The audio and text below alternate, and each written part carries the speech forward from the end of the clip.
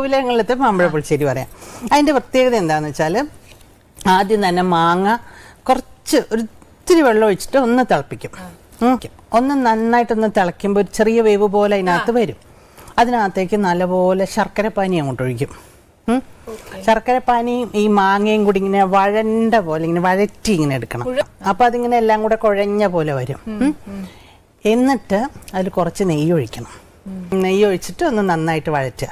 എന്നിട്ട് അതിലേക്ക് വേണം നമ്മൾ കുറച്ച് തേങ്ങ, ഒരു പിടി തേങ്ങ, 4 മാങ്ങയുള്ളെങ്കിൽ ഒരു പിടി തേങ്ങ, കുറച്ച് തൈര്, കുറച്ച് മഞ്ഞൾപ്പൊടി, കുറച്ച് മുളക് പൊടി, ഇത്രയും മാത്രം. ചുമ്മാ ഉള്ളി ഇഞ്ചി ഒന്നും കൊണ്ടിടരുത്. കല്ലിൽ അരയ്ക്കുകയാണെങ്കിൽ നല്ല വെണ്ണ മാതിരി അരച്ചെടുക്കണം. അല്ലാന്ന് വെച്ചാൽ മിക്സിയിൽ അരയ്ക്കും. നന്നായിട്ട് വെണ്ണ പോലെ അരച്ചെടുക്കുക. അരച്ചിട്ട് ഈ മാമ്പഴത്തിൻ്റെ ഈ കുറുക്കി വെച്ചിട്ടില്ല അതിനകത്തോട്ട് ഒഴിക്കുക. എന്നിട്ട് പ്രത്യേകം ശ്രദ്ധിക്കേണ്ടത് കടുക്, മുളക്, ഉലുവ